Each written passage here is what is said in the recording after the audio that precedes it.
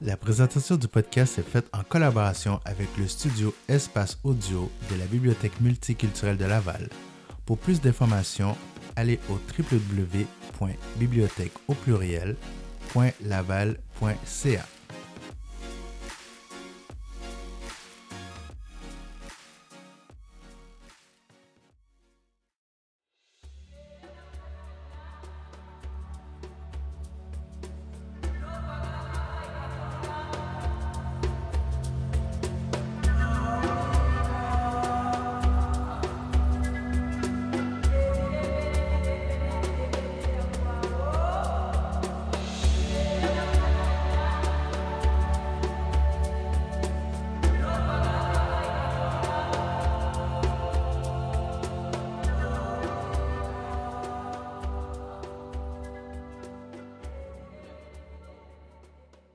Bonjour à tous, bonjour à toutes. Bienvenue à un nouvel épisode de la discussion média, le LDM Podcast. Aujourd'hui, j'ai le privilège d'avoir, comment vous présenter Mabou Soulagé? Mabou Soulagé, c'est bien. Mabou Soulagé? D'accord. Aujourd'hui, je suis très content parce que l'entrevue d'aujourd'hui me permet de confronter une peur que j'avais depuis longtemps. Quand on me parlait de tout ce qui a rapport au vaudou, c'est quelque chose que j'ai fait des années. Puis surtout, moi, j'ai grandi dans la religion adventiste. OK. Et puis, être en contact avec des personnes qui pratiquent le vaudou, c'est, comment je pourrais dire, No. c'est quelque chose qui est juste pas possible. Tu peux te faire radier pour ça. C'est tellement grave. Mais je me suis dit, avec le temps, surtout suite à ton entrevue aux Chroniques des Alcooliques, Oui. je me suis dit, je veux me lancer moi aussi parce que moi aussi, j'ai cette curiosité.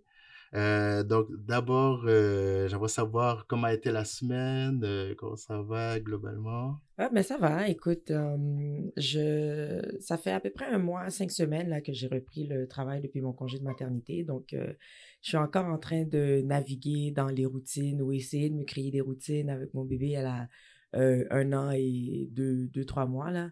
Ce qui fait que chaque fois qu'elle évolue, ben, la routine change et ça arrive de semaine en semaine. Donc, je suis vraiment pas stable, je trouve, au niveau de mon retour au travail, puis nouvellement maman.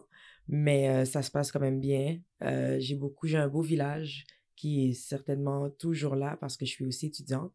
Donc, j'arrive à jongler études, travail, famille, euh, quand même relativement assez bien. Il y a pas mort d'homme, personne n'est malade à la maison, tout le monde mange, incluant moi.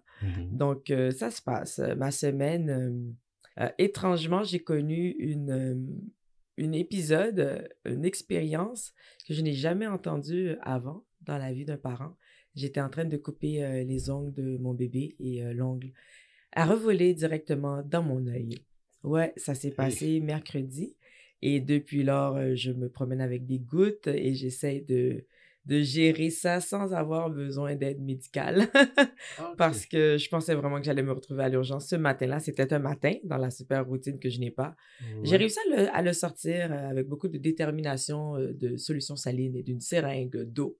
Mais ça a été très... J'ai eu peur. J'ai vraiment, mais vraiment eu peur. J'ai eu quelques lésions légères à l'œil. Puis je me dis, bon, ça aurait pu être pire, j'imagine. J'aurais pu perdre mon œil. J'aurais pu ne pas être ici aujourd'hui. Mais me voilà en train de raconter une histoire assez farfelue. Vraiment, j'ai jamais entendu personne avoir une histoire comme ça. Donc, je suis encore sur le choc. Ça s'est passé il y a déjà 4 jours. Je suis encore sous le choc. Ah ouais. Mais mes semaines se répètent. Je suis très occupée. L'école, le travail, le travail autonome aussi. Mais je pense que si je m'arrête, je m'arrête. Donc, je n'arrête pas. OK. On apprécie beaucoup la disponibilité malgré toutes les Ça fait occupations. plaisir. Tout pour le vaudou, tout pour le vaudou. Est-ce que tu peux nous expliquer comment tu es devenue, est-ce qu'on doit dire prêtresse vaudou? Mais je préfère Mambo. On Mambo. peut parler de prêtresse pour qu'on puisse se comprendre, mais une fois qu'on s'est compris, on utilise le bon terme, Mambo. D'accord. Dans un premier temps, ceux qui nous écoutent, ben, c'est Karma Jean-Marie, mon nom. J'aime Karma sur les réseaux sociaux. J'ai grandi dans une famille catholique où on fréquentait les églises le dimanche. L'église catholique, bien simple, 1 heure de temps la messe, pas plus longtemps que ça, je veux rien savoir. J'ai été baptisée, communiée. Je n'ai pas eu de confirmation, donc je suis comme pas formellement et officiellement catholique, mais je fais quand même partie du livre, du grand livre, là où ce que mon nom est inscrit, donc j'aimerais aussi me faire retirer officiellement de cette religion-là d'ailleurs. Et puis, on a grandi avec tout ce dont on avait besoin. Mes parents avaient plusieurs entreprises, une maison sous notre tête et tout. Et du jour au lendemain, on a commencé à voir le tout dégradé, vraiment dégradé. On risquait même de perdre notre maison. Donc, pour répondre à la question, avant de devenir Mambo, ben, je suis devenue vaudouisante. Donc, je suis passée de ne pas vouloir, ne rien vouloir savoir du vaudou parce que c'est ce que nous avons été, c'est ce qu'on nous a transmis, sans nécessairement parler en mal du vaudou. Nous étions tout simplement pas dans ce chemin. Et lorsqu'on a commencé à tout perdre, même, comme je disais, la maison qui était, on allait la perdre dans 1 ou 2 semaines, ma mère a décidé qu'elle allait essayer quelque chose qu'elle n'avait jamais essayé pour avoir un résultat majeur. Et depuis plusieurs années, depuis sa tendre enfance, elle a toujours eu des signes, des appels, des rêves qui la menaient ou qui l'invitaient à s'intéresser au vaudou et il les a toujours chassés. Et pour avoir, comme on dit, pour avoir des résultats qu'on n'a jamais eu, il faut faire quelque chose qu'on n'a jamais eu. Donc, ma mère a décidé qu'elle allait s'intéresser au vaudou, grandir dans le vaudou, comprendre le vaudou et comprendre aussi que le vaudou, avec les lois, c'est une relation donnant-donnant. Et c'est là aussi qu'on comprend que la vie est donnant-donnant. Tout est donnant-donnant. N'importe quelle relation qu'on a, c'est donnant-donnant. Et de fil en aiguille, ma mère est devenue prêtresse elle-même. Donc, elle n'a pas perdu de temps. Elle est passée de rien à Mambo.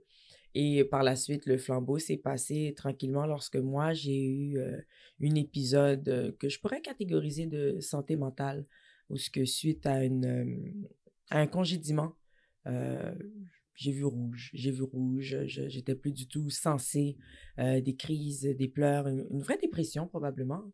Et c'est à ce moment-là que un loi m'a annoncé, je ne sais pas s'ils ont pris la décision parce que la décision revient toujours à moi finalement, mais m'a annoncé que j'allais m'initier dans le vaudou. C'était à ce moment-là une forme de redressement spirituel parce que j'avais perdu le cap. Et c'est aussi facile de perdre le cap quand on ne sait pas trop le nord est où. Quand on suit ce qui nous a été inculqué. Donc, oui, on va à l'église, on prie dans une religion qui ne nous ressemble pas, mais c'est ce qui nous a été inculqué, c'est la culture qu'on connaît. Mais tout le temps, je me suis toujours posé des questions. Je me rappelle très bien, 3e ou 2e année du primaire, on parlait justement de Jésus, qui était le Père de tout le monde. Et moi, j'ai levé la main pour leur demander comment se fait-il qu'il n'est pas noir comme moi. Et à ce moment-là, la professeure m'a répondu, ben, c'est comme ça. À ce moment, je savais que je pensais pas que grand monde allait pouvoir répondre à cette question-là. Et tranquillement, j'ai commencé à peut-être apporter moins d'importance à la religion catholique. Aller à l'église, c'était rendu un peu plus une partie de plaisir où ce qu'on pouvait regarder les autres personnes, regarder les gens chanter, regarder les gens rire, entendre les gens tomber, se frapper sur le banc des bois. Donc, c'était vraiment rendu le dimanche. I was having fun à l'église.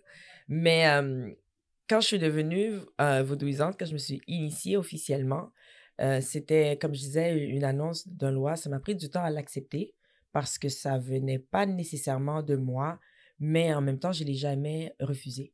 J'ai jamais non plus repoussé cette possibilité d'être initiée, ce qui me pousse à comprendre que c'était déjà à l'intérieur de moi. C'était déjà un chemin qui m'intéressait parce que j'aime briser mes peurs. Et tout comme toi, j'avais aussi des peurs, probablement par rapport à... moi, c'est probablement par rapport au fait que j'écoute vraiment beaucoup de films d'horreur.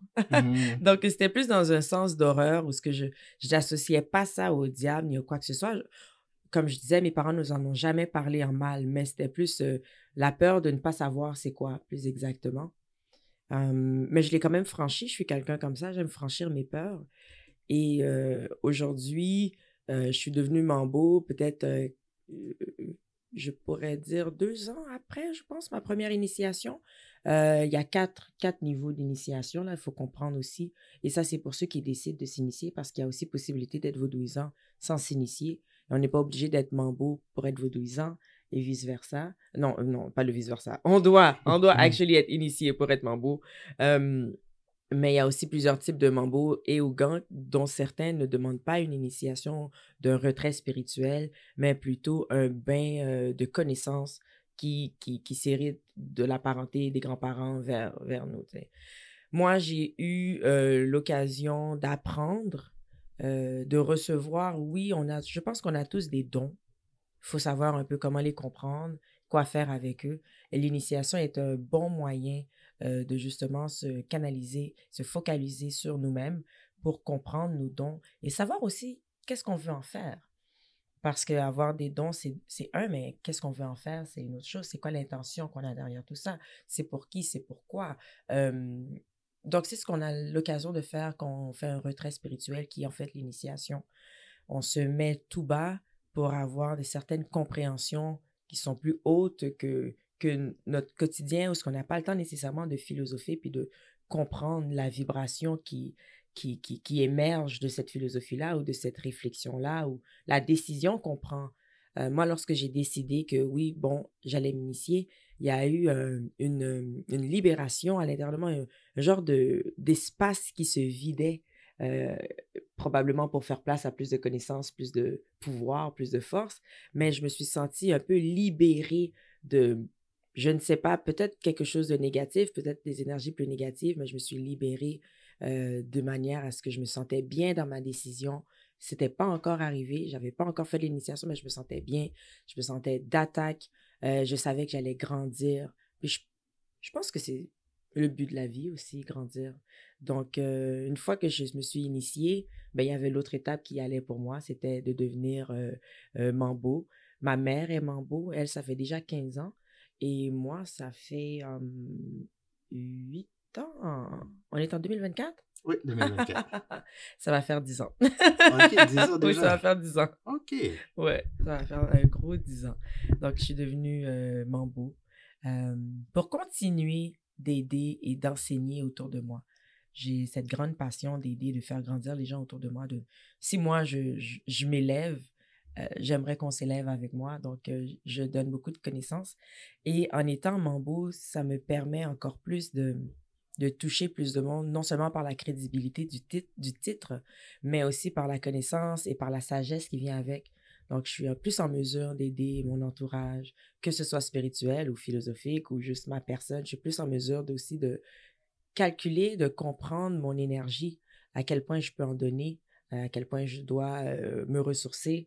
Et ça, c'est quelque chose que, spirituellement parlant, c'est très important. Il y a des gens qui sont massothérapeutes, par exemple, puis qui n'ont pas encore appris à donner de l'énergie, mais aussi à s'en garder. Donc, ce qui fait que leur journée de massothérapie finit très vite. Il faut apprendre à donner et à recevoir, puis il faut apprendre à aussi connaître ses limites de ce qu'on peut donner, puis de ce qu'on a besoin aussi de recevoir. Donc ça, je pense que c'est une bonne école où ce que devenir Mambo, c'est là où ce que le bien-être de tout le monde a une importance pour nous. On n'est pas une personne, on est une nation. On n'est pas une personne, je suis la mère de quelqu'un, je suis la sœur de quelqu'un, je suis la femme de quelqu'un. Donc, on est tous interreliés et c'est ce lien-là qui fait qu'on veut aider, qu'on veut donner, qu'on veut protéger. On veut le bien de tout le monde qui nous entoure, même ceux qu'on ne connaît pas, là. On veut le bien. Donc, c'est la petite différence, je pense, entre être un vaudouisant, donc avoir le respect de nos ancêtres comme priorité, et être Mambo, qui est le respect de nos ancêtres et le bien-être de tout le monde. OK. Moi, je suis curieux par rapport, quand je, ben, surtout ma mère, quand elle parle de Mambo, elle a toujours mis l'accent sur, ah, c'est des gens qui mangent d'autres personnes. Toujours, oh, ils ont mangé moun. C'est C'est ce ça, qui les revenait Haïtiens, souvent à la ils ont maison. Mais d'où ce que... cette option de cannibalisme. On l'appelle ça comme ça, mais c'est ça, c'est au sens figuré. Où ce que, il y a toujours quelqu'un qui attaque quelqu'un d'autre spirituellement, puis personne peut mourir de manière normale. Et puis, mais c'est parce qu'on est une nation très superstitieuse, extrêmement superstitieuse, dans le sens où ce que très tôt dans notre développement de nation, on a été forcé de s'oublier, on a été forcé de se, de se diminuer. Donc, se diminuer nous-mêmes, diminuer notre culture, diminuer nos ancêtres. Et lorsqu'on est détaché de ce qui est notre confort, de ce qui est notre protection, c'est normal d'avoir peur de tout et de rien. Ça, c'est ce que j'en conviens. Moun manger moun. Je dis pas que il est faux que certaines personnes envoient des énergies pour faire du tort à d'autres. Ça, c'est sûr. Il y en a. C'est ce qu'on appelle la sorcellerie. Il y en a partout. Mais dans le point dans lequel les Haïtiens aiment dire ça, c'est de la peur, c'est de la superstition qui est accrochée et rattachée à notre culture qu'on a dû camoufler, cacher sous des symboles des religions pour pouvoir continuer à être nous-mêmes, pour pouvoir continuer à se manifester à l'aide de nos ancêtres. Et ceux qui ont décidé de ne pas faire appel aux ancêtres, de ne pas donner ce respect aux ancêtres, restent dans une crainte, dans une peur. C'est ce que j'appellerais une dissonance. C'est normal de voir le négatif dans quelque chose qui nous a tant été interdit, mais qui vibre autant à l'intérieur, donc on le traduit en peur. Oui, parce que c'est ça, là, tu as expliqué des choses comme vous faites, ceux qui pratiquent le voodoo peuvent faire quand même beaucoup de bien. Oui. Ben moi, j'ai grandi à entendre des affaires que, c'est beaucoup l'accent sur la sorcellerie qui mange les gens. Mais la Ben, sorcellerie, c'est une pratique qui intentionnellement a un but et des objectifs qui sont maléfiques. Donc, sorcellerie. Mais je pense que n'importe qui pourrait décider aujourd'hui, demain, d'avoir cet aspect d'intention maléfique et ça serait de la sorcellerie. N'importe qui entre dans une église qui espère que son patron meurt ou que quelque chose lui arrive, euh, heureusement ou malheureusement, ça peut arriver dans un délai très éloigné, dans un moment très éloigné, mais lorsque ça arrivera, personne ne va dire que c'est la personne qui a prié pour ça. Pourtant, on est très fort à dire « Oh, elle est tellement gémoune », mais c'est notre peur, c'est notre superstition, c'est la dissonance qu'on ressent entre vibrer sous quelque chose qui n'est pas de notre onde et ressentir les vibrations de quelque chose qu'on nous a dit non. C'est un clash. Et comment communiques-tu avec les esprits dans les rituels? Je sais que le chant a ça a quand même beaucoup de place dans le voodoo. Le chant est quelque chose de très scientifique par rapport aux cordes vocales qui créent des vibrations sous des ondes. Donc, le vaudou, et on pourra même commencer par en donner une définition. Le vaudou, selon mes expériences, mes études, mes recherches, je l'enseigne comme étant une science spirituelle ancestrale. Souvent, les gens vont dire, oui, mais une science, il faut toujours reproduire les mêmes aspects pour avoir les mêmes résultats. Dans le vaudou, c'est la même chose. Et l'aspect qui est unique, c'est nous-mêmes. C'est notre intention, c'est notre vibration personnelle et spirituelle parce que nous sommes tous un esprit dans un corps. Donc, c'est une science qui est spirituelle parce qu'on fait appel à notre esprit et aussi aux esprits qui nous entourent. C'est quoi des esprits? Des vibrations, des ondes, de l'énergie. Donc, ça reviendra toujours à ces trois mots-là. Et ancestral parce que sans nos ancêtres, ben, on ne peut même pas imaginer être là. Tout simplement ça. Nos ancêtres peuvent autant être des ancêtres de décennies, de millions d'années ou de quelques jours. Ma grand-mère, ben, j'ai une grand-mère qui est décédée déjà, donc c'est mon ancêtre aussi, ça va être l'ancêtre de ma petite fille, etc. Donc, sans nos ancêtres, il n'y a pas même possibilité qu'on puisse en parler. D'où le point important du vaudou, de la science spirituelle ancestrale. Donc, je me suis peut-être perdue dans la question, mais je Non, pense que c'est ça répond important. bien. Ouais, Oui, c'est oui, important oui, de oui. faire la distinction parce que souvent les gens vont parler du vaudou comme étant une religion. Le vaudou est d'abord une spiritualité. Et elle a été forcée d'être une religion pour avoir une certaine liberté, un certain respect en Haïti. Et moi, lorsque je parle du vaudou, je parle toujours du vaudou haïtien c'est ma branche qui m'intéresse et je pense aussi qu'on a perdu trop d'éléments et trop de savoir, on a perdu trop d'histoire entre lorsqu'on était reine et roi en Afrique et quand on nous a décroché de là. Il y a eu trop de pertes d'informations, je trouve, pour que je puisse avec certitude parler du vaudou en général. Donc, je parle du vaudou haïtien parce qu'il y a il y a un début un peu plus prononcé au vaudou haïtien qui est vraiment arrivé sur les terres de l'île d'Haïti qu'on connaît aujourd'hui, avec l'interdiction de pratiquer ce que nous avons toujours été. C'est là que ça a commencé, le vaudou haïtien. Comment faire pour continuer à être noir? Comment faire pour pour continuer à honorer nos ancêtres? Comment faire pour continuer à respecter l'univers et la nature? Donc, il fallait trouver un moyen qui répondait aux attentes des oppresseurs, mais qu'on puisse toujours continuer. Et de là encore, étant donné que c'était quelque chose de caché, ça s'est toujours transmis de manière cachée, d'où on pense encore là qu'on devrait se cacher pour faire du vaudou. Mais non, justement pas. Donc, lorsqu'on parle de vaudou et de rituels, de comment est-ce qu'on communique, il faut comprendre que l'aspect religieux qu'on connaît, donc aller dans une église, avoir des saints à prier et tout, on le retrouve de manière différente qui est un peu plus naturelle.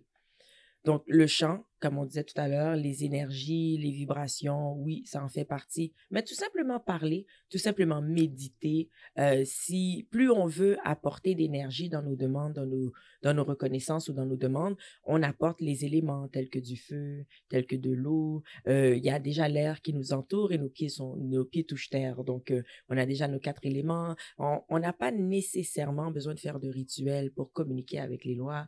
On n'a pas nécessairement besoin d'un rituel pour communiquer avec nos ancêtres. Déjà, on partage le même sang. Donc, il y a déjà une forme de communication qui se fait à travers nous sans même qu'on le veuille. Ça peut tout simplement être un petit moment où on fait une demande. Mais intérieurement, on sait à qui on fait la demande. On n'a pas besoin de préciser qu'on parle à nos ancêtres. Quand on est vaudouisant, ça va de soi, disons, on parle à nos ancêtres. Donc, la communication, elle est très large et tout dépendamment du niveau de précision ou bien de l'objectif qu'on veut avoir. Alors, à ce moment-là, on a des communications comme le tambour, le chant, les vévés. Les vévés sont des vortex, en fait, c'est des images hein, qu'on voit, des images que certains, on va voir des épées, des manchettes, mais ce sont des vortex pour ouvrir plus de barrières, pour ouvrir plus de mondes parallèles où ce qu'on arrive à traverser encore plus d'énergie sur les mêmes ondes que nos ancêtres, disons. Donc, moi, je peux tout simplement être en train de conduire et puis passer une demande ou apprécier ma journée, donc remercier les lois, tu sais, la communication, autant dans le côté religieux, elle se fait d'abord avec notre intention encore. Donc, dans quelle intention est-ce qu'on a besoin de faire cette communication-là?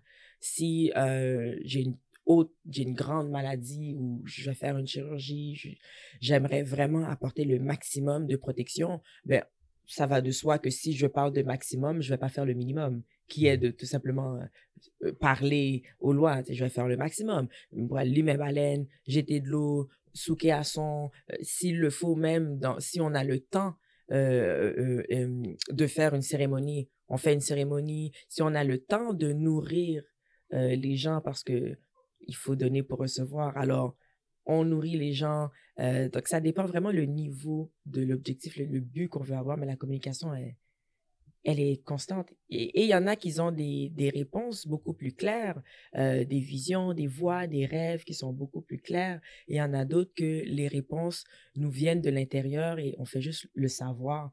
Comme n'importe qui, hein, on fait juste savoir quelque chose, mais des fois on refute. Finalement, c'était ça la réponse. Donc, la communication, elle est très fluide aussi lorsqu'on veut, lorsqu'on est prêt. On ne va pas non plus forcer une communication. N'importe quoi qui est forcé, ça fonctionne pas. Donc, forcer une communication va transmettre des peurs, peut même transmettre une énergie qui est un peu moins positive que qu'est-ce qu'on veut. Donc, c'est très important de savoir qu'est-ce qu'on veut lorsqu'on communique avec, peu importe l'esprit, pas juste les lois, hein, peu importe qu'est-ce qu'on veut comme objectif, à quoi on veut aboutir dans cette communication-là. Et règle générale, on reçoit, la communication n'est pas one way, c'est pas un sens. Ça nous revient aussi, il faut être prêt aussi pour recevoir la réponse. Euh, Beaucoup de personnes vont prier ou faire une demande pour connaître une certaine vérité. Lorsque la vérité arrive, ils sont pas prêts. Ils sont pas prêts. Donc, communiquer, ça va dans deux sens. C'est pas un monologue, c'est vraiment une communication, comme tu l'as dit, ça va dans les deux sens. Moi, je fais part de ce que j'aimerais exprimer et j'attends une certaine réponse. Il faut être prêt pour la réponse aussi. OK. Et pour venir à un point que tu mentionnais un peu plus tôt, moi, je suis curieux de savoir, parce que vu que le vaudou, ça fait des siècles et des siècles que ça se pratique, comment ça se fait qu'aujourd'hui, le christianisme a comme supplanté le vaudou? Bon, moi, je peux juste parler pour la communauté haïtienne. Euh, la religion, c'est... On connaît beaucoup de gens qui vont à l'église, tout ça, mais ceux qui sont vaudouisants, ceux qui pratiquent le vaudou, comme tu disais, on dirait qu'ils doivent plus pratiquer ça en cachette, se cacher un peu. Et moi, ce que je me demandais, c'est comment ça se fait qu'on ne retourne pas à nos racines? Comment ça se fait qu'il y a pas plus de gens qui pratiquent le vaudou? C'est quand même... ça fait partie de notre histoire, donc... Ben, juste pour rectifier, on ne doit pas le pratiquer en cachette. On a été forcé de le pratiquer en cachette et ça s'est transmis ainsi. C'est comme si la pratique demandait que on n'en parle pas, que ça reste secret. Mais la pratique originale ne demande pas qu'on soit caché. Donc ça, c'est un premier truc à déconstruire, autant chez les gens qui ne connaissent pas le vaudou que ceux qui le pratiquent en cachette. Ça doit être déconstruit. Et ça, c'est la raison pour laquelle moi, je suis très vocale, je suis très publique au niveau de ma pratique du vaudou et ce, depuis 10 ans. Ça fait 10 ans que je ne me cache pas. Parce que justement, qu'est-ce que je fais de mal? Pourquoi devrais-je me cacher? Donc, je ne me cache pas. Pour ce qui est du christianisme et des autres religions, parce qu'en Haïti, il y a quand même plusieurs mosquées. OK, mine de rien, il y a quand même plusieurs mosquées. Et dans religion, exemple, juste le christianisme, on parle de plusieurs types de christianisme. On a le catholicisme qui rentre dedans, protestantisme, etc. Donc, encore une fois, c'est le fait qu'on n'avait pas le droit de pratiquer notre spiritualité parce que tout peuple qui a sa propre spiritualité entend être indépendant, entend ne pas avoir à se plier pour les autres. Donc, il faut briser ça. Ils nous ont brisé notre spiritualité, ils nous ont brisé le droit de pratiquer, ils nous ont brisé la confiance qu'on avait dans notre pratique, dans notre ancestralité, pour nous en imposer une autre, peu importe d'où elle venait, pour nous en imposer une autre, pour régner sur nous. Donc, en ce moment, je suis prête à dire qu'il y a beaucoup de personnes qu'on voit dans les églises, peut-être pas protestantes, là, mais les églises catholiques, qui pratiquent le vaudou également. Je serais pas surprise parce que, comme je disais, à cause de ce camouflage qu'on a utilisé par rapport à la religion, on a certainement et on s'est certainement perdu dans tout ça où ce qu'on a pensé que le catholicisme en faisait partie. Ce sont deux choses distinctes. Un qu'on a utilisé comme couverture, donc on a utilisé les images des saints pour couvrir l'identité de nos lois.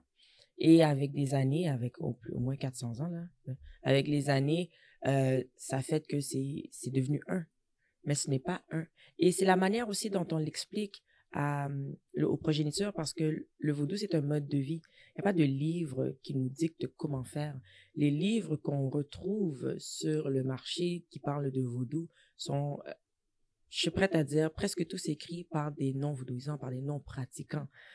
Parce qu'une fois qu'on pratique, on se rend compte qu'il y a tellement de manières de faire tout parce que c'est une spiritualité. C'est pas une religion où ce que on est appelé à faire, à poser les actions selon ce qu'on ressent, selon la vibration qui est là, selon les messages qu'on reçoit. T'sais. Tourner à gauche plutôt que tourner à droite, c'est une décision qui peut se prendre au moment qu'on tourne et c'est rien de planifié. Donc, ça, c'est l'aspect qui nous sépare vraiment d'une religion. Et il faut jamais... Moi, j'ai commencé ma rébellion, disons, envers les religions parce que justement, je me disais, ah, ça a été utilisé pour nous rendre esclaves, etc. Et j'avais une grande haine envers les religions et aussi les personnes qui pratiquaient les religions. Mais avec le temps, j'ai grandi, je suis devenue beaucoup plus sage et j'ai aussi été capable de comprendre d'où sort ce besoin de suivre la religion. Et je l'explique tout simplement parce que, comme on disait tout à l'heure avec la communication, il y a certaines réponses qu'on n'est pas prêt à recevoir. Donc, il y a plein de personnes aujourd'hui qui pratiquent des religions qui ne sont pas ancestrales noires, qui ont besoin de s'accrocher à un au-delà, mais qui ne sont pas prêts à avoir des réponses par rapport à d'où ils sortent et bien qu'ils le savent, c'est des informations qui vont être enfuies, qui vont refuter de comment est-ce qu'un noir est devenu catholique. Si on pose cette question-là à une personne qui pratique la religion, je doute qu'on reçoive une réponse, une vraie réponse. Je pense qu'on va recevoir quelque chose de politique pour ne pas en parler, genre, ah, mais c'est écrit dans la Bible. Ou... Il faut se poser les vraies questions. C'est pas tout le monde qui est prêt à avoir les vraies réponses. Et c'est correct aussi comme ça, parce qu'on est un peuple assez traumatisé. Si quelqu'un a trouvé refuge dans une religion, je ne peux pas la juger. Je peux juger la religion, par contre. Mais je ne peux pas juger cette personne-là qui a trouvé refuge là. Qui sait où est-ce qu'elle se serait retrouvée si elle n'avait pas eu ce refuge. Et pour tous ceux qui aujourd'hui cherchent la voie du vaudou, c'est très simple.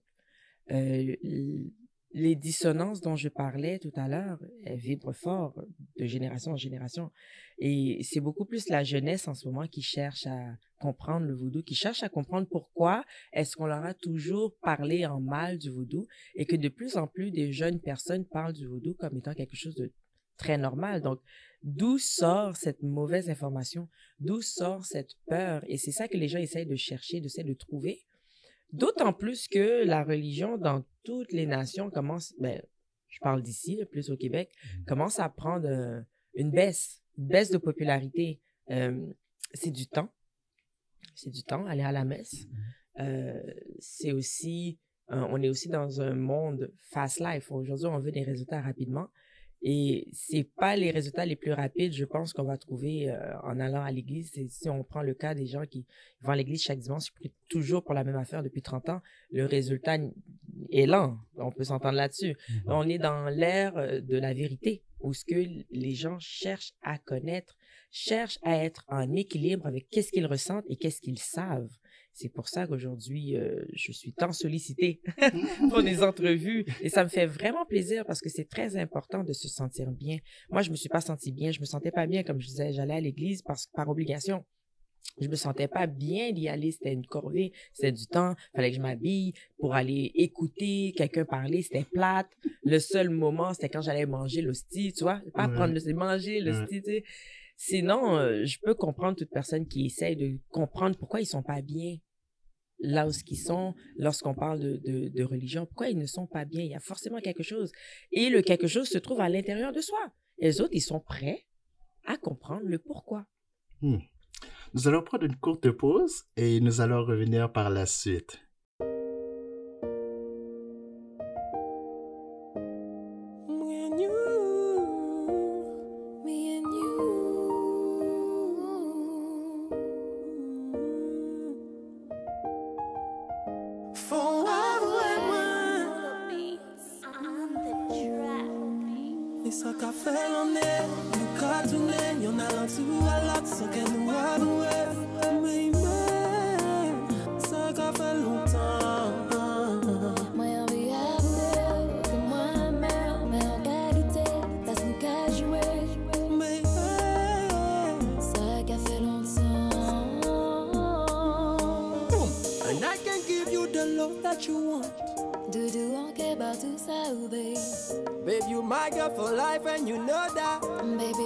C'est vous m'aimer, mais nous qu'a fait qu'on s'y nous ont mis.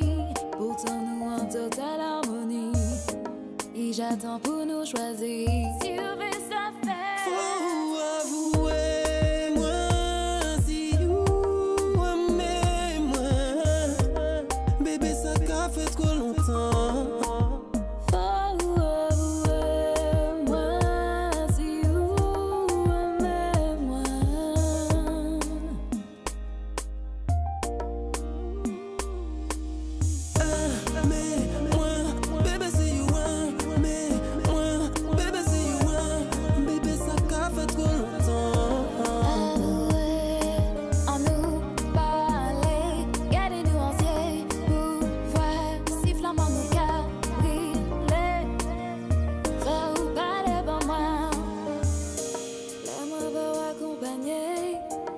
savent que moins cassé. Bâtiment, bijoux et là, c'est du moins. Mais y'a qui vous qui en tête en moi. Tout. Si vous voulez ça fait. Faut avouer, moi, si vous aimez, moi. Bébé, ça qu'a fait trop longtemps. Faut avouer, moi, si vous aimez moi.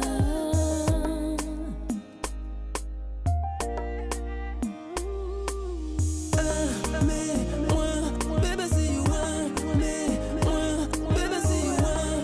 Bébé, ça qu'a fait trop longtemps. Avouez, en nous parler, gardez-nous entiers, pouvoir, si flamand nous brûler. Faut vous parler pour moi. Avouez-moi si vous aimez. Bébé, ça qu'a fait trop longtemps. Faut avouer, faut avouer, When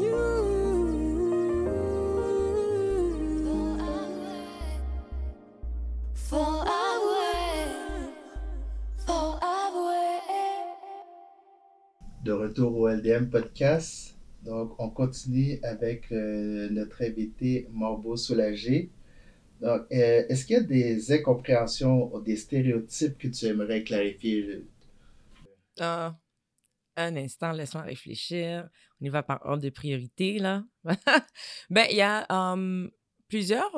plusieurs fois, j'ai entendu des gens dire que leurs parents leur avaient raconté l'histoire du bois caïman. Et que le bois caïman, la cérémonie, la fameuse cérémonie de notre libération serait en fait un pacte avec le diable, par exemple. Ouais, j'ai entendu ça une fois. J'étais assez crampée parce que c'est un Blanc qui m'a dit ça. Je disais, où t'as pris ça? Puis c'était notre ami haïtien. Quand j'ai dit, où t'as pris ça? C'est ma mère. Je dis, oh mon Dieu, tu sais, ça, c'est le genre d'information que les parents donnent.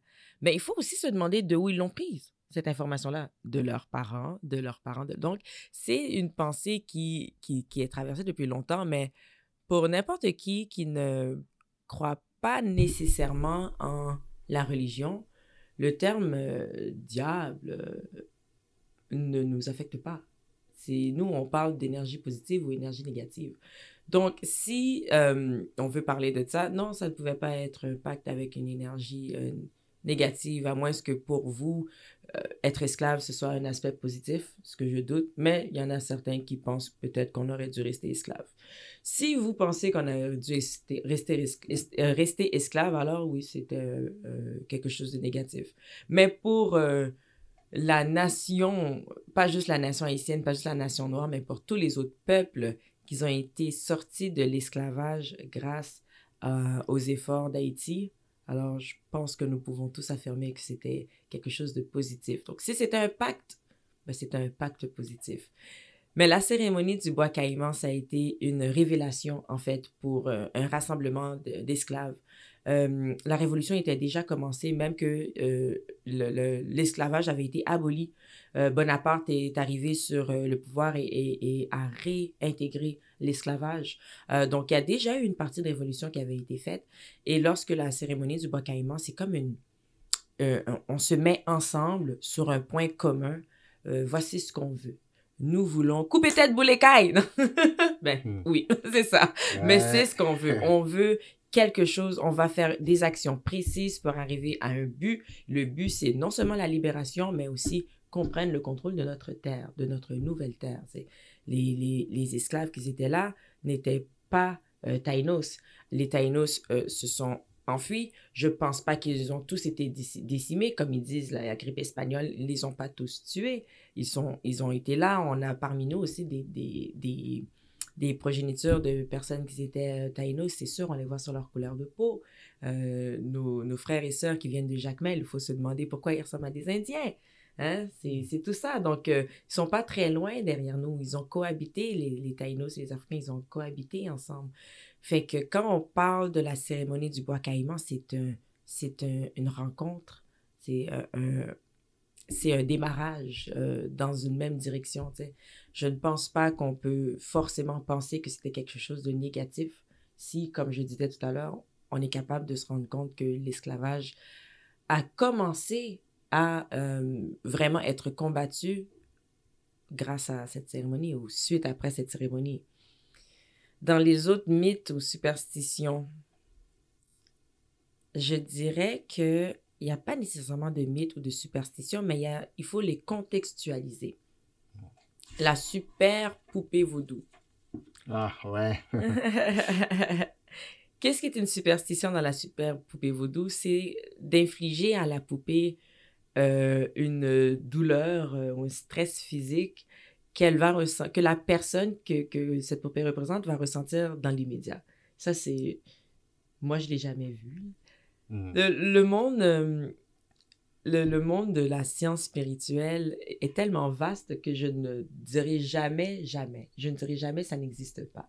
Je vais tout simplement parler de mon expérience parce que il arrive parfois qu'on ait besoin de rassembler des énergies pour une personne, pour un traitement quelconque, mais notre vie, ne nous permet pas d'être assises en place pendant des jours et des jours à parler à une chandelle. Il nous faut une représentation symbolique. Il peut arriver qu'on utilise des poupées à titre de représentation symbolique. Cette poupée représente Dantor. Cette poupée représente Freda. Cette poupée représente la cliente que j'ai qui aimerait tomber enceinte. Donc, c'est pas... on n'afflige pas une douleur.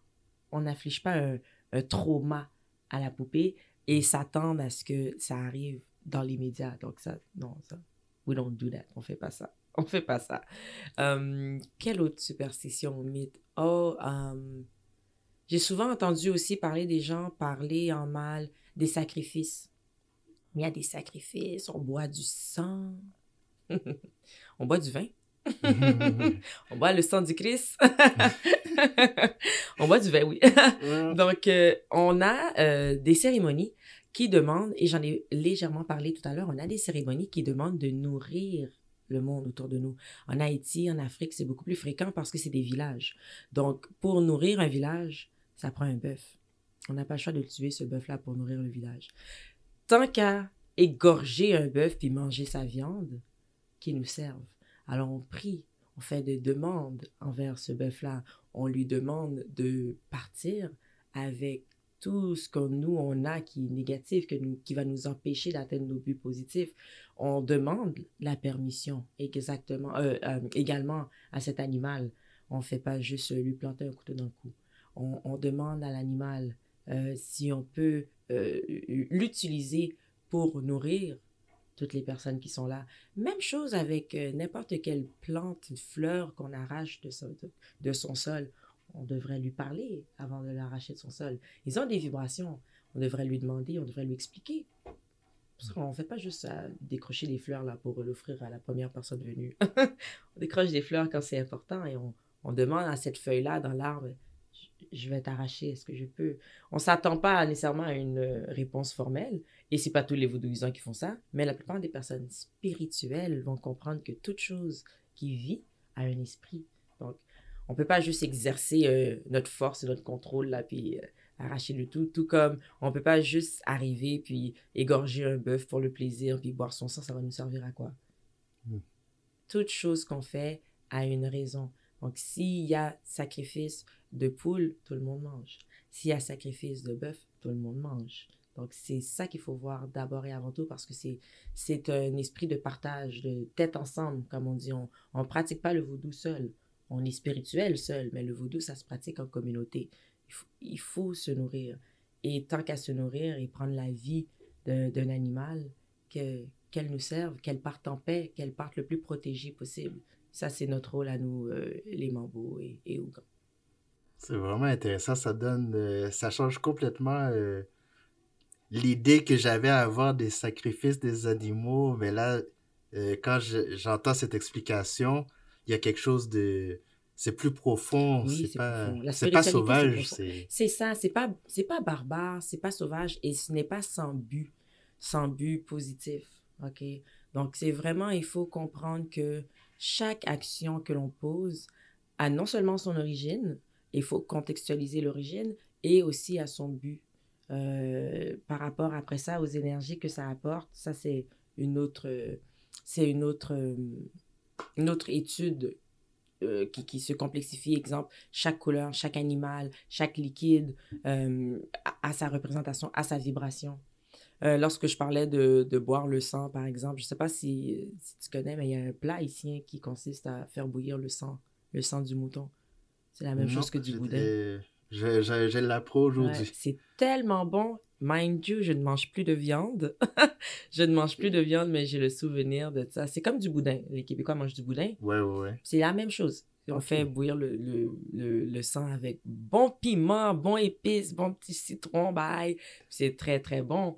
Fait que, est-ce qu'on le boit? Non. Est-ce qu'on le mange? Si on veut. Eh ben. Ouais. Et le fait que tu manges plus de viande, est-ce qu'il y a une connotation spirituelle? Moi, oui. Moi, strictement spirituel. Ensuite, pour ma santé physique, quand je me suis ouvert les yeux sur le fait que, comme j'ai dit tout à l'heure, toute chose qui vit a une énergie, a un esprit, a un aura. Ça m'est venu après avoir lu.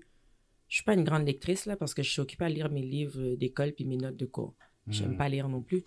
Mais j'ai lu Les Cordillères des Andes. Non, la Prophétie des Andes. Et dans le livre, il imageait à quel point chaque chose a une vibration, a un aura qui vibre autour. Puis il parlait de la roche, puis la roche a une certaine vibration autour. Et scientifiquement parlant, c'est le cas. C'est de cette manière-là, exemple, que la chauve-souris arrive à se localiser. C'est son onde, elle émet une onde qui rebondit sur l'onde de quelque chose d'autre. T'sais. Chaque animal a donc son esprit. Et moi, de mon côté, je parle d'ascension spirituelle et je me disais que pour mon ascension spirituelle, je ne me sens pas... je me sentais hypocrite d'empêcher un autre animal comme ça de vivre ou de grandir, tout simplement parce que j'ai besoin de viande quand c'est pas quelque chose qui est obligatoire pour vivre et pour avoir tous les apports que la viande apporte. T'sais.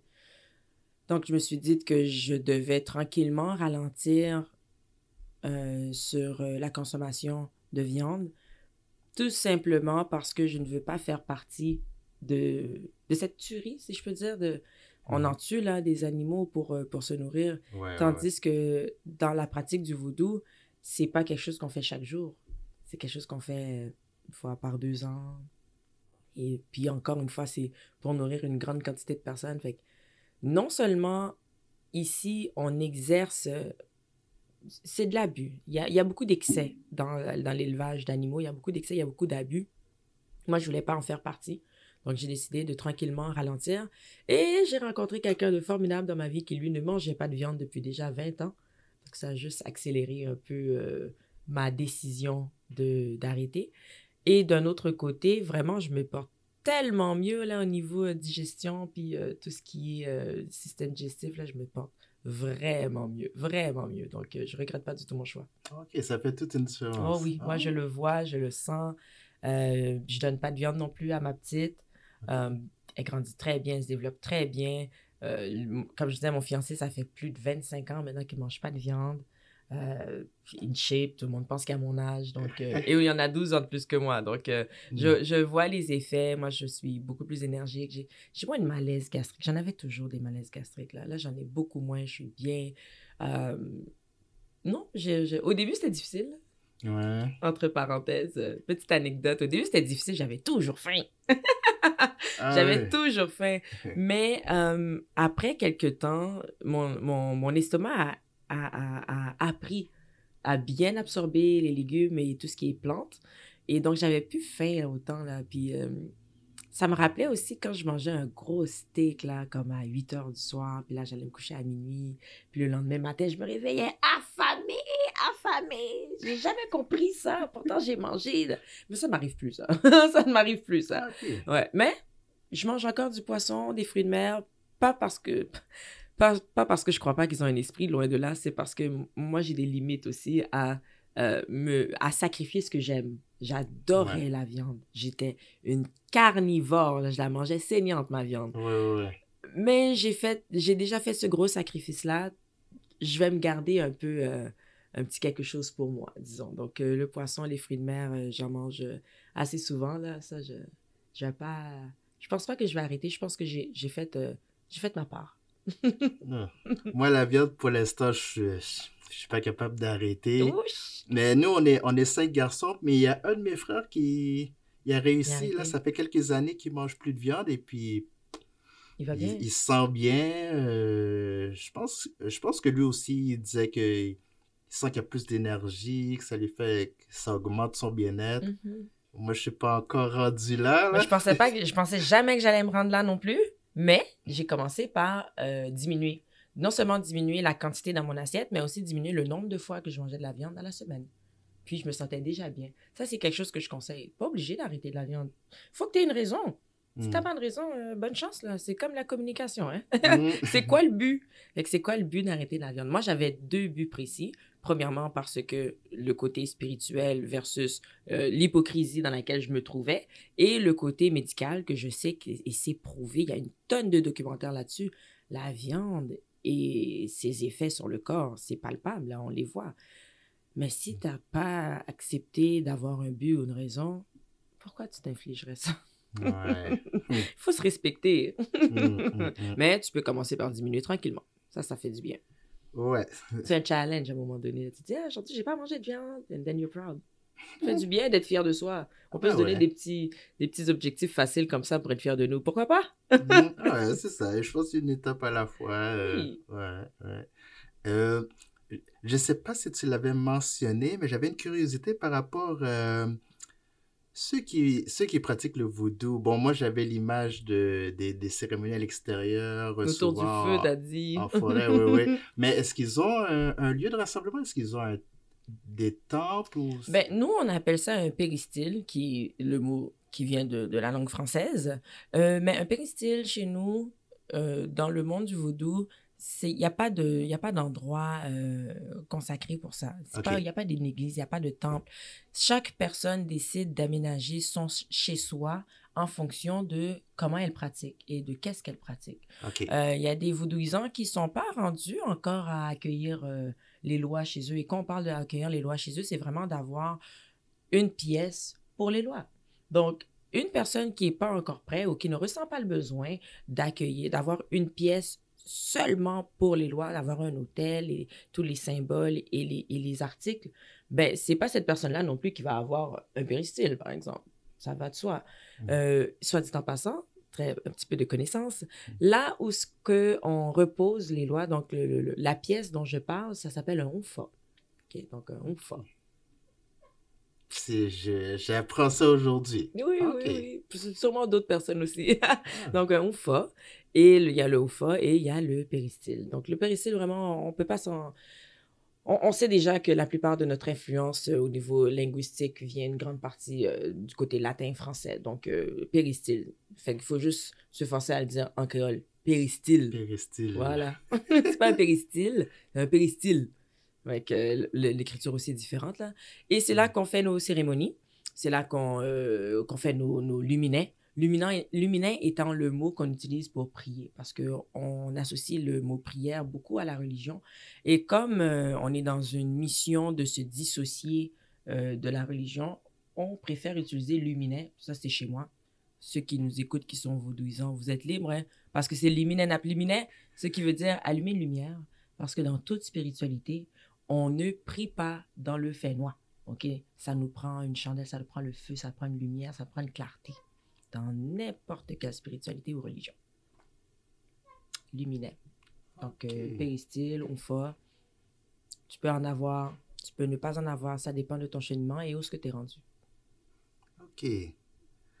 Là, je vais juste lire un extrait que j'avais trouvé sur Internet qui dit un petit texte comme suit. Parce qu'il repose avant tout sur la tradition orale, le vaudou peut varier d'une personne à l'autre. Il existe une croyance en un Dieu appelé bon Dieu, mais ce Dieu est lointain et n'est pas actif dans la vie quotidienne. Les fidèles vaudous se connectent avec les esprits par le chant, la danse extatique dans laquelle les fidèles invitent les esprits à les chevaucher et l'utilisation de serpents. De plus, il existe des régimes spéciaux de cérémonies, de rituels, de sorts, de potions, de talismans et des amulettes pour guérir et aider les adeptes. Qu'est-ce que tu penses de cette description? Ça, c'est godquestions.org. OK, ben on va la décortiquer. Alors, on a la tradition orale. Oui, on parle de tradition orale parce que ça se transmet de manière héréditaire, donc de génération en génération. Mais c'est une pratique c'est une tradition qui est très pratique aussi parce que il ne suffit pas de parler pour enseigner le vaudou. Il faut être là, il faut pratiquer. Lorsqu'il y a des cérémonies, il faut être là, présent pour apprendre les chansons. Oui, on peut apprendre les chansons, mais quand est-ce qu'on va les pratiquer? Dans les cérémonies. On peut être, exemple, on peut avoir une mambo qui fabrique un remède, mais même si je te le dis oralement, tu ne l'as pas fait, donc tu ne vas pas l'apprendre. Donc oui, il y a le oral, mais il y a beaucoup de la pratique. C'est un mode de vie. On doit le faire au quotidien. On doit être dans le vaudou au quotidien pour savoir décortiquer travail, chant, rituel, cérémonie, lecture d'énergie. Donc, c'est vraiment au quotidien, c'est au jour le jour. De la même manière dont j'élève ma fille, puis oui, il y a beaucoup de paroles, mais elle apprend beaucoup aussi par l'exemple. C'est la même chose, c'est vraiment un mode de vie. Donc, côté oral, oui, mais très pratique aussi, c'est un mode de vie. Oui, ça peut varier d'une personne à l'autre, ça c'est absolument, parce que ce n'est pas une religion, c'est une spiritualité et chaque esprit entend, ressent ou vibre d'une manière différente. Exemple aussi banal qu'un parfum. Un parfum que je porte moi versus un parfum qu'une autre femme va porter, va pas sentir la même chose parce que j'ai déjà mes odeurs corporelles. Elle a aussi ses odeurs corporelles, donc ça fait une autre équation mathématique, si on veut. Donc, chaque personne apporte son élément mathématique ou scientifique, si on veut, à la science qu'est le vaudou. Oui, chaque personne peut le faire varier, mais encore là, varier, c'est très large. Il y a des hiérarchies dans le vaudou. Il y a le respect de la nature qui est important, le respect de l'univers. Donc, moi, je l'appelle l'univers. Certains l'appellent bon Dieu, comme c'est écrit, et d'autres l'appellent mettre la vie. La raison pour laquelle j'ai décidé de parler de Dieu en parlant de l'univers, c'est que je crois à une force supérieure qui n'est pas personnifiée. Et lorsqu'on parle de Dieu, c'est pratiquement toujours une personnification de ce qu'on appelle le Tout-Puissant. Et je suis absolument contre ça. Je trouve que ça fait pas de sens de parler de quelque chose qui est tout-puissant, mais lorsqu'on parle ou qu'on le décrit, c'est comme si on décrivait un homme. Pour moi, ça fait pas de sens. Je parle de l'univers. L'univers crée des faits. L'univers, c'est ce qu'on connaît qui peut englober, qui peut faire émerger une nouvelle planète. Donc, l'univers. Moi, je l'appelle l'univers, mais j'ai absolument aucun problème contre ceux qui veulent l'appeler comme ils veulent. J'ai tellement appris, j'ai tellement grandi, j'ai tellement devenu compréhensive de ce que les gens vivent que je n'apporte ni jugement, ni même opinion. Tu l'appelles Dieu, je m'en fous. Je vais même pas te dire c'est bien pour toi. Non, je m'en fous, tout simplement. Tout autant qu'on puisse se comprendre. Et si on n'arrive pas à se comprendre, c'est une discussion qu'on ne doit pas avoir, tout simplement. Donc oui, Dieu existe dans une forme qui est beaucoup plus large, dans le sens que il y a la force suprême. Ensuite, il y a plus proche de nous les lois. Donc, le bon Dieu étant lointain, j'ai ri à plusieurs moments dans cette petite définition. Bon Dieu lointain. Il est lointain pour qui?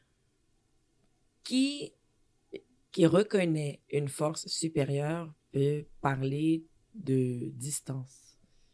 Il n'y a pas de distance. J'ai vraiment ri parce que j'ai lointain. Lointain de quoi? Lointain de où à où? C'est quoi le point A? C'est quoi le point B? C'est quoi lointain? C'est pas clair. Non, c'est pas clair. Et je connais aucun vaudouisant qui ne s'adresse pas au gars mettre la vie. T'sais, on a beau... Les lois sont des messagers encore plus près de Dieu. C'est comme un c'est pas un juste milieu, là, mais ils se trouvent en haut de nous parce que ce sont nos ancêtres, parce qu'ils ont déjà vécu ça, parce qu'ils ne sont plus sur Terre, parce qu'ils se sont élevés. Mais le bon Dieu a quand même sa place qui est beaucoup plus générale. C'est pas, pour nous, c'est pas l'univers qui va agir sur... aujourd'hui, j'ai évité... je sais même pas quoi donner comme exemple. Aujourd'hui, j'ai évité de me casser un doigt. Est-ce que c'est nécessairement bon Dieu? Est-ce que ce sont nos guides? Est-ce que c'est nous-mêmes qui avons pensé à retirer notre main avant? C'est plus on n'associe pas tout à Dieu. Comme plusieurs personnes qui pratiquent les religions vont vraiment tout laisser à Dieu. Ils n'ont pas d'emploi. Est-ce que la recherche va être aussi intensive que la demande à Dieu? C'est là aussi comme... Un vaudouisant a un problème, il va s'aider d'abord. Ensuite, il va demander du support, il va demander d'être guidé, mais il va s'aider d'abord. Il va faire qu'est-ce qu'il a à faire, il va faire des actions dans le but de s'aider d'abord. Et c'est ça qu'on retrouve qui est contraire parfois lorsqu'on pense à Dieu, c'est que Dieu va tout faire pour nous. Donc ça, c'est ce qu'on appelle lointain. Je pourrais plutôt dire qu'on assume. On assume nos responsabilités, on assume nos problèmes, on assume nos faits et gestes et les conséquences qui viennent avec ça. On ne l'associe pas à l'au-delà et on s'en lave pas les mains. C'est à nous. On assume. Donc, ouais, on va clore le lointain dans la vie quotidienne. Les fidèles vaudous se connectent avec les esprits par le chant, oui, par le chant, par la pensée, par le feu, par l'eau, par l'air, par nous-mêmes. Nous-mêmes, nous sommes un esprit, donc on communique avec les lois de toutes sortes de manières. Les lois communiquent avec nous aussi de toutes sortes de manières. Ça peut être... la radio change et aboutit sur une chanson et les paroles qui sont exactement entendues, ça peut être un message pour nous. Nos rêves qu'on comprend pas pendant qu'on rêve, on comprend le rêve, qu'on se réveille, on se demande pourquoi, mais à l'intérieur, on a compris qu'est-ce qu'on devait comprendre. Donc, tout ça, c'est une forme de connexion, de communication, comme on disait tout à l'heure. Il faut être prêt à recevoir la réponse, la communication qu'on cherche. Oui, les fidèles invitent les esprits à les chevaucher. C'est exactement le terme qu'on utilise, chevaucher. Les esprits, les lois chevauchent les chouals. Donc, choual, en créole, c'est cheval. Un créole d'antan, cheval. Donc, la personne qui veut se faire chevaucher, ben, elle est présente. Il y a certaines personnes qui sont présentes dans des rituels qui ne cherchent pas à se faire chevaucher. Tout à fait normal. Moi, quand je vais dans une cérémonie ou quand j'organise une cérémonie, je ne la fais pas en me disant « Oh, moi, je fais un rituel pour me faire chevaucher. » Non, pas du tout. On laisse notre corps afin que le loi puisse parler, interagir, apporter les messages. Sinon, on ne peut pas les voir. C'est le seul moyen de physiquement être en contact avec eux, c'est qu'ils chevauchent. Sinon, ça va toujours être métaphysique. On ne va pas le voir. On va juste le ressentir. On va penser qu'on est fou. On va penser qu'on n'entend pas bien, mais c'est ce qu'on ressent. C'est la métaphysique. On ne le voit pas, mais on le ressent. Sinon, le seul moyen d'avoir une connexion physique avec un loi, c'est qu'ils prennent possession du corps d'une personne, donc qu'ils chevauchent. C'est pas tout le monde qui ont des lois. Et il y a moyen aussi de communiquer avec nos lois. Exemple, si je vais dans une cérémonie d'une mambo que je connais et que je n'ai pas envie de partir parce que quand le loi prend possession du corps, il y a un switch spirituel où ce que nous, notre esprit est... Je n'ai absolument pas d'explication pour ça. Et c'est là, quand même, il faut qu'il y ait un petit mystère, voyons.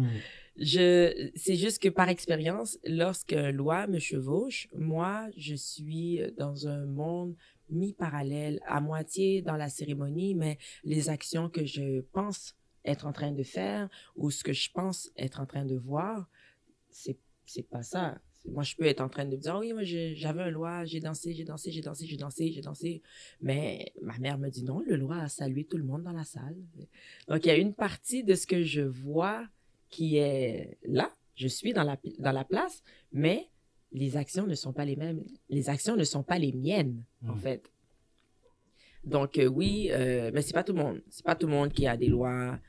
C'est pas tous les lois qui peuvent communiquer aussi. Exemple, si quelqu'un n'est pas spirituellement vaudou, on parle de vaudou, n'est pas stable, n'est pas aligné, est débalancé, la connexion passe pas très bien. Si on prend, j'avais donné cet exemple-là, si on prend un fil qu'on veut charger dans le téléphone, le fil est abîmé, la connexion va plus ou moins bien passer, tandis qu'un fil qui est nickel, bien assemblé, balancé, ça va changer en 2, 3 mouvements. Ouais. C'est la même chose. Une personne qui est pas bien balancée spirituellement, et le moyen d'être bien balancé spirituellement, ben, c'est de quand même respecter la hiérarchie, reconnaître nos ancêtres et ceux de génération en génération.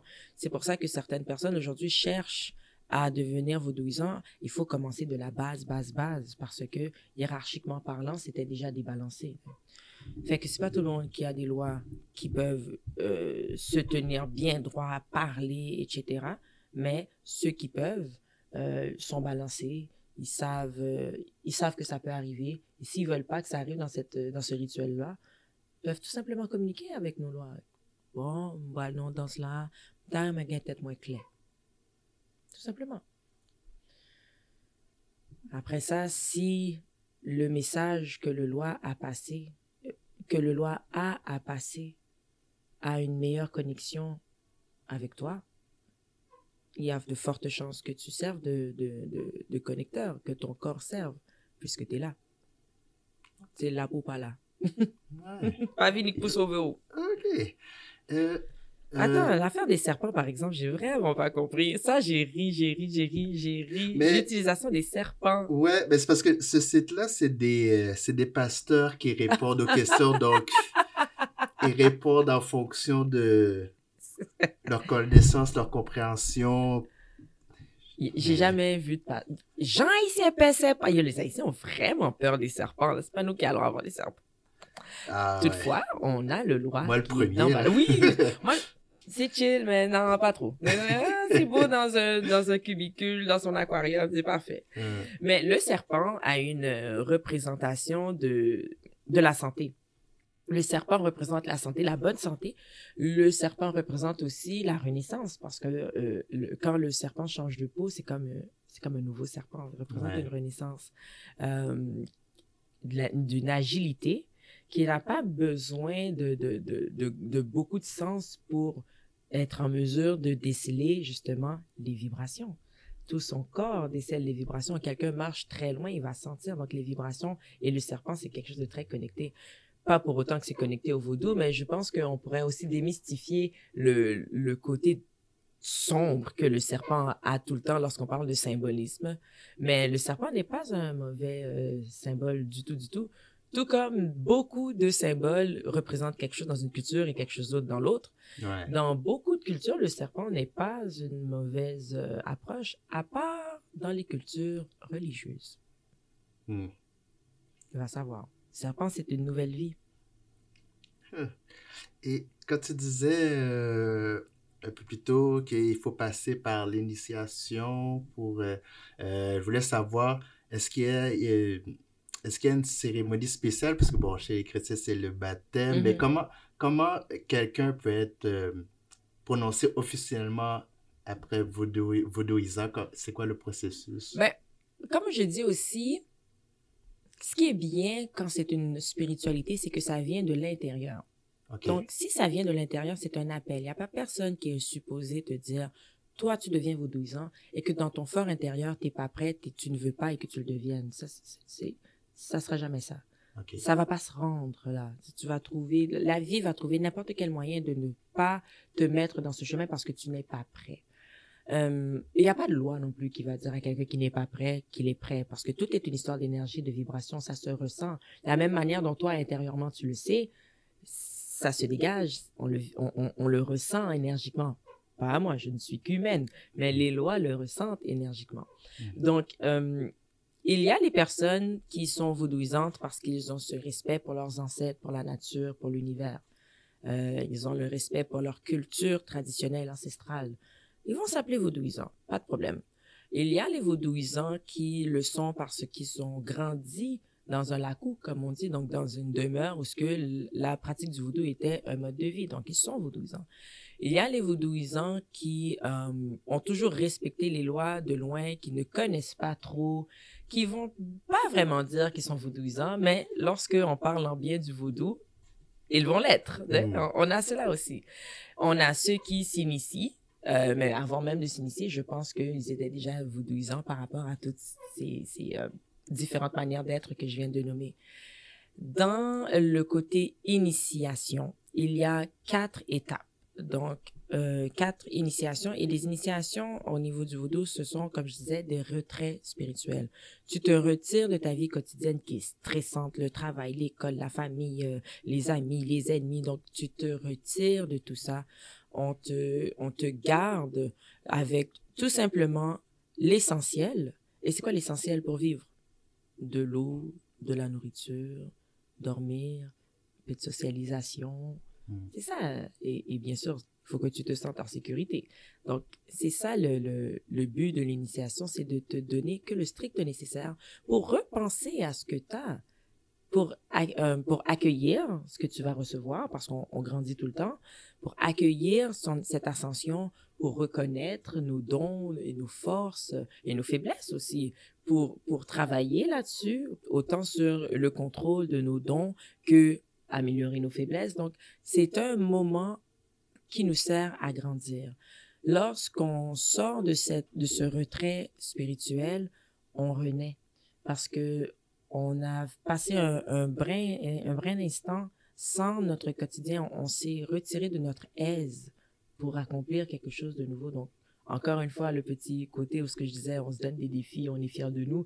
C'est un défi faire un retrait spirituel. Pas de téléphone aujourd'hui. Qu'est-ce qu'on est sans téléphone? Hein? Pas d'ordi, pas de télé, rien de tout ça. Pas de lecture. Non.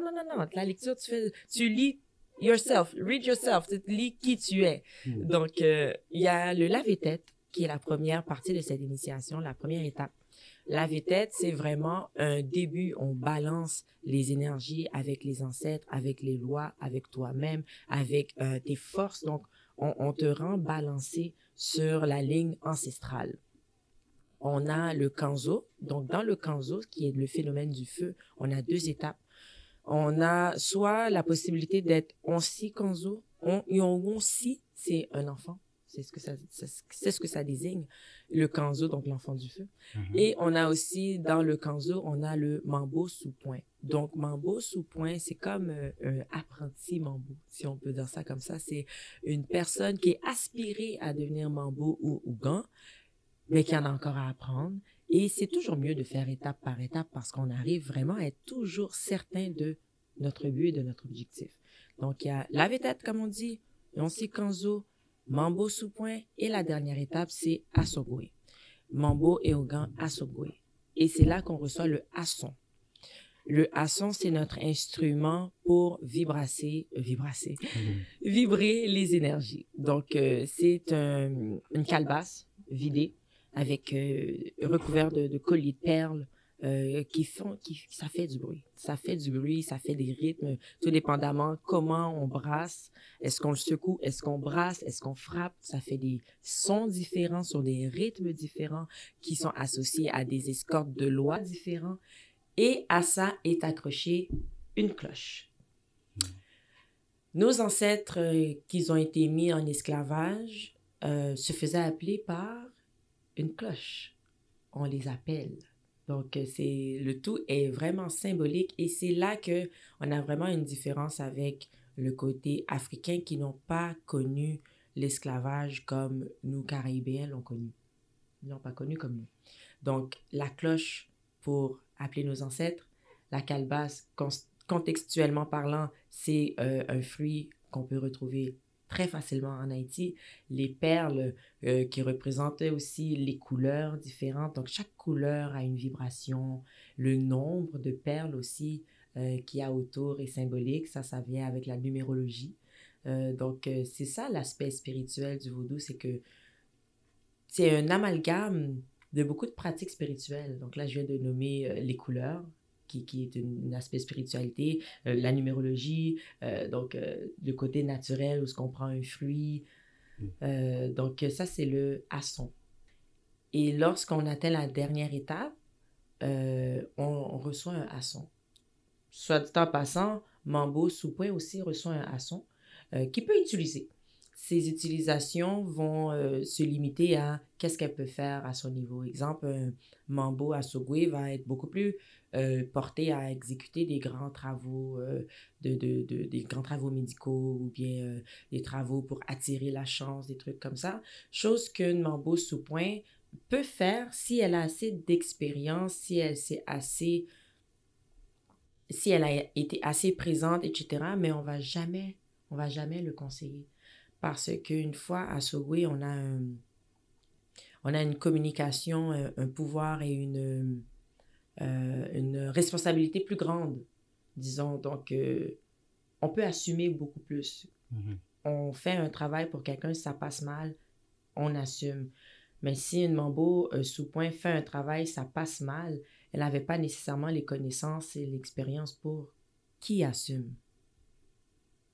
On n'a pas besoin de savoir. Ben, en fait, c'est très simple. Là, c'est tous ceux qui sont autour d'elle. Il y a certainement quelqu'un qui l'a élevé, qui l'a éduqué et qui l'a peut-être soit pas assez donné pour faire ça ou lui a pas assez fait comprendre qu'elle n'était pas rendue à ce niveau-là. C'est comme si une infirmière qui a une maîtrise exerce une action que seul un médecin peut faire, par exemple, qui assume. Ouais. Donc, c'est dans cet aspect-là. Et il y a aussi les Ogan et Mambo qui sont Majawe, comme on dit. Le terme qu'on va toujours entendre, c'est Boko ou bien Ogan Makout. Mais c'est des termes qui, chez moi, on trouve que c'est un peu péjoratif et ils méritent aussi tout autant du respect que nous à Sogwe. Donc, on veut mettre l'aspect sur Mambo et Ogan Majawe. Et ça, ce sont des personnes qui... J'ai une grande admiration pour eux parce qu'ils n'ont pas appris à connecter avec les lois comme moi j'ai appris au niveau de l'école, les chants, comment se tenir, comment tenir une chandelle, etc. Eux autres, ils ont appris par leur mode de vie et beaucoup, c'est comme si le parent quitte, traverse, donc meurt, et la personne reçoit tout son pouvoir et elle est déjà prête à pratiquer. Donc, c'est des personnes qui n'ont pas eu à s'initier pour avoir leur titre parce que les autres, ils l'ont l'affaire. Ouais, ils l'ont, là, ils l'ont. Et c'est vraiment remarquable, en fait. OK. Et je sais pas, peut-être que tu en avais parlé, mais est-ce qu'il y a un leader de la partie Vaudou? On a un Hati. Et c'est l'être suprême, je pense qu'ils appellent ça. Mais c'est une position qui est, pas pour dire controversée, mais c'est que le premier Hati qui avait été nommé Hati, c'est Max Beauvoir. Max Beauvoir a fait un travail colossal pour la libération et la démystification du vaudou. Et à partir de tout le travail qu'il a fait, on a décidé de l'honorer avec un titre. Et lorsqu'il est décédé, ben, on a comme continué à donner ce titre-là à une autre personne. Présentement, c'est Joe Koma, qui était présent à mon initiation, à moi aussi. Mais l'utilisation qu'on en fait, je veux dire, si certaines personnes, certains Ogan Mambo aimeraient peut-être avoir une réponse, une approbation, pas une approbation, mais une réponse, une connaissance quelconque et que ses parents, à elle, ne sont pas accessibles, mais ça peut être une bonne raison de vouloir s'adresser au Hati. Je ne sais pas comment on fait pour avoir accès au Hati, mais ça peut être une bonne raison. Sinon, ça s'apprend par nos parents. Et quand je parle de parents, je parle pas nécessairement de nos parents biologiques, mais nos parents faits, comme on dit. Comme moi, j'ai la chance d'avoir ma mère, qui est ma mère, mais j'ai beaucoup de frères et sœurs que ma mère n'était pas leur mère. Ma mère est devenue leur mère par rapport à l'initiation. Et donc, si ces personnes-là, elles ont des questions, elles ont des inquiétudes, elles vont voir leur mère. Donc, c'est pour ça que nous, chez nous, l'utilisation ou le terme Hati ou le rôle du Hati est plus ou moins bien défini. Donc, j'imagine que c'est parce qu'on n'en a pas nécessairement besoin. C'est peut-être un peu plus une position politique. OK. Et là, je voulais... bon, on a parlé des leaders, on a parlé l'endroit où vous vous rassemblez, mais c'est surtout à domicile C'est pour à les domicile, mais ça peut être pratiques. dehors, ça peut être Ouais, dehors, ça peut dehors. être en dedans, mais il n'y a pas de lieu avec une adresse précise là. Parce que chez nous, ceux qui sont invités chez moi lorsqu'il y a des cérémonies, des rituels, ils le savent. Mais exemple, ce soir, il y a un souper, c'est pas dans le péristyle qu'il y a le souper, c'est dans le sous-sol. Mais si demain, il y a une danse, ben c'est dans le péristyle qui est dans le sous-sol. T'sais, Ouais, fait que ok. c'est vraiment, il faut contextualiser. Mais si on était en Haïti et qu'on avait Yon Lakou, on aurait probablement un péristyle qui sert juste à avoir des danses, des cérémonies, des rituels, etc.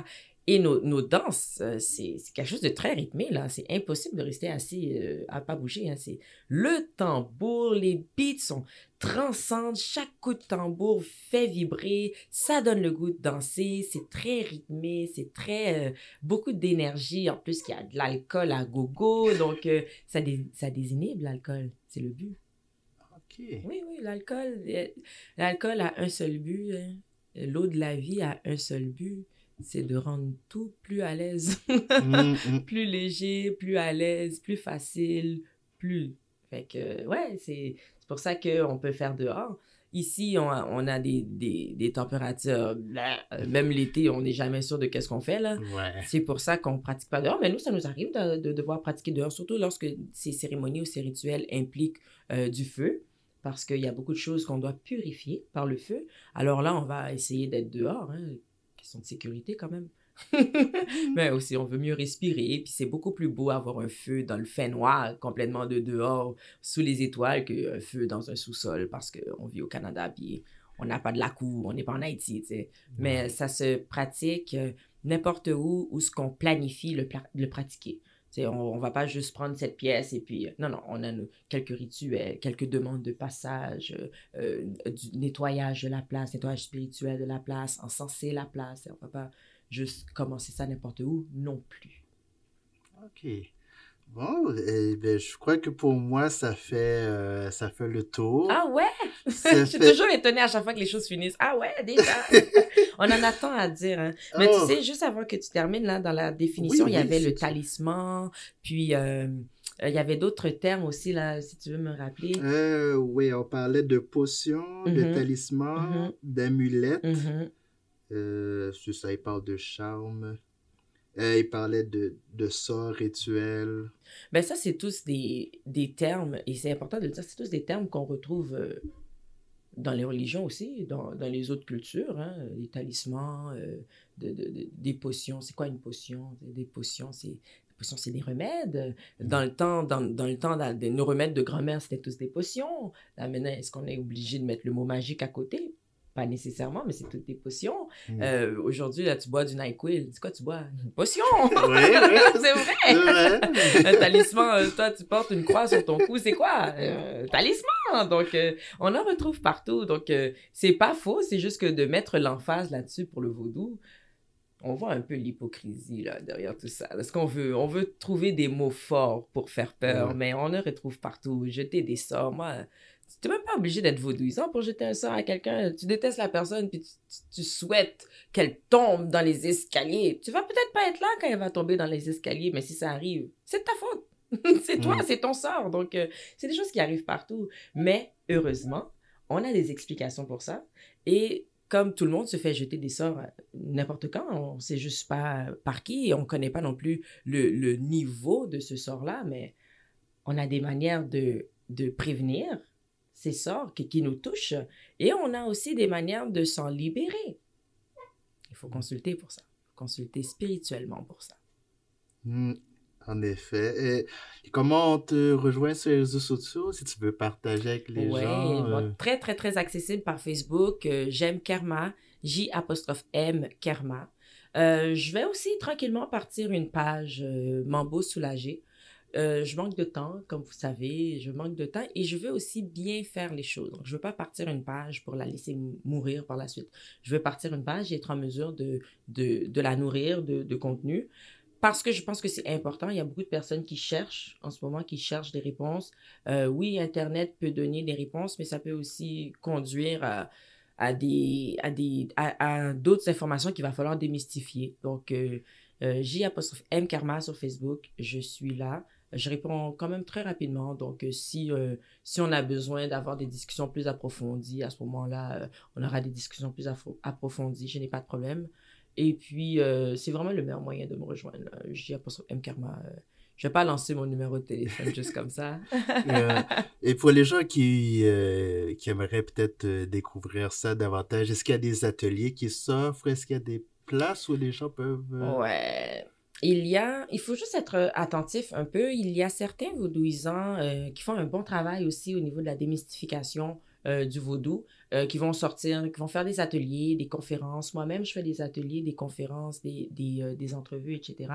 Il faut juste être un peu ouvert. Moi, suivez-moi. Si vous me suivez, vous allez savoir qu'est-ce que je fais, surtout pour le public. Mais il y a d'autres mambos aussi qui font des cérémonies. Et on peut penser aussi à des troupes de danse, des troupes de folklore qui suivent ça. C'est pas nécessairement au niveau de l'apprentissage, mais ça va être un point de contact pour les chants, par exemple, pour les mouvements de danse, parce que chaque rythme a des pas de danse. Mais suivez-moi. Moi, je me donne comme mandat de créer le plus d'activités d'apprentissage sur le vaudou possible. Donc, j'essaie de jongler avec tout ça. Sinon, il y a des botanicas qui font ça et tout, mais il faut être attentif parce que c'est pas... ça va pas paraître sur TVA. Là, non, c'est ça, c'est pas quelque chose que c'est facile d'être au courant. C'est pas facile d'être au courant, mais le réseau qui suit la personne est au courant, par exemple. C'est ça l'affaire. Puis même moi, j'ai fait une conférence... toucher tout le monde, c'est pas facile. Il y a l'algorithme aussi. Et il y a quelque chose qui me dit que l'algorithme ne joue pas en ma faveur. Mais il y a l'algorithme aussi qui est très difficile. C'est difficile de toucher tout le monde et que tout le monde soit au courant de ce qu'on fait. Ouais. Donc, c'est vraiment d'être attentif, de trouver les personnes que vous suivez, de les suivre, de poser des questions aussi. Quand est-ce que, pourquoi que. Mais comme c'est pas quelque chose qui est habituellement ouvert au grand public, c'est plus difficile de trouver. Donc, venez dans mon inbox et puis je vais pouvoir vous guider lorsque j'ai des hints sur quelque chose. Si les gens sont prêts aussi, des fois, je les invite chez moi, dans mon péristyle. OK. Et ils viennent. Et il y en a d'autres qui viennent jamais. Peut-être... Ils sont pas prêts. Ouais. Ils sont pas prêts, donc c'est pas le moment. Chaque chose en son temps. Donc, oui, rejoignez-moi sur Facebook. On va en discuter. Souvent, les gens, ils aiment juste poser quelques questions sans nécessairement avoir un but. Donc, ça aussi, je réponds aux questions. Et puis, j'ai des personnes qui ont commencé à me poser des questions il y a 5 ans de cela, puis c'est cette année qu'ils se sont initiés. Donc, c'est vraiment chaque chose en son temps. Puis j'en ai qui me posent des questions puis qui veulent s'initier demain. Puis c'est moi qui me dis non, chaque chose en son temps. Tu vas t'initier dans quoi? Dans quoi tu t'inities, tu sais pas. Moi, non.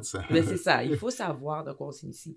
Chaque chose en son temps. Est-ce que tu es sûr de ça avant l'initiation? Parce que, comme n'importe quoi de nouveau, il y a certaines dépenses. T'sais. Si on veut installer les lois à la maison, ben, est-ce que tu as une pièce pour ça? Ta pièce, est-ce qu'elle a des étagères, par exemple? Est-ce que tu as assez de chandelles? T'sais? Donc, il faut s'approvisionner de certaines choses aussi, mais il faut être certain de savoir aussi pourquoi on le fait. Toujours, pourquoi on le fait.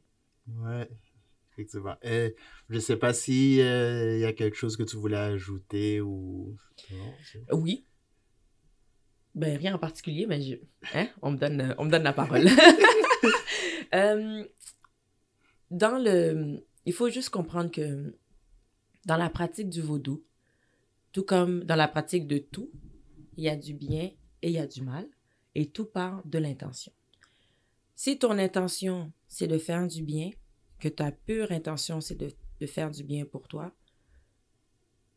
les conséquences qui vont retomber de ça sont uniquement pour si c'est bien pour toi. Parce que ce qu'on veut pour nous n'est pas nécessairement ce qui est bien pour nous.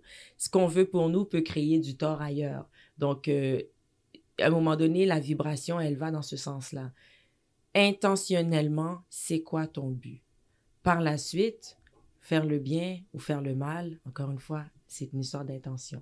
Ouais. Ce que je fais aujourd'hui, c'est dans la bonne intention, ça crée du tort. Ça, on appelle ça le karma. Mais il y aura quelque chose pour guérir ça ailleurs. Tout comme si toi, ce que tu veux, c'est pas bien, tu ne l'obtiendras pas, mais tu obtiendras ce qui est bien pour toi. Donc, c'est toute une histoire d'intention. Faites le bien. Mais si vous faites le mal, faites le bien. Wow, pour ma part, j'ai vraiment fait le plein de connaissances. Merci beaucoup pour cette générosité de temps. C'est pas évident avec tout ce que tu fais, de m'accorder ce temps-là. Je me sens Ça privilégié fait et puis plaisir. c'était vraiment un plaisir. Ça a enlevé toutes les peurs que j'avais dans Ouais. le passé. T'es prêt pour une danse? Ah, Est-ce que t'es prêt pour une cérémonie? oh! Il y a quelqu'un qui m'a demandé ça tout dernièrement. Ah Est-ce que oui? tu serais prêt à faire une cérémonie? Je sais pas, j'imagine. Je serais peut-être hésitant au début, mais peut-être bien. Avec, On sait après jamais. notre entrevue, là, ça a comme un petit peu débloqué une petite, un peu de curiosité, peut-être. Oui, oui. Moi, en tout cas, franchement, ça me met un esprit plus ouvert. C'est bien, c'est Plus ouvert. c'est le but. Mon but, c'est de pouvoir apporter un peu de lumière au vaudou. Et ceux qui veulent s'y intéresser, n'ayez pas peur. Respectez votre rythme, n'ayez pas peur. Si vous ne voulez pas vous intéresser, respectez. Mm. Et bien, sur ces mots, c'était un autre épisode du LDM Podcast, la discussion média. Et on se reprend à la prochaine. Ciao.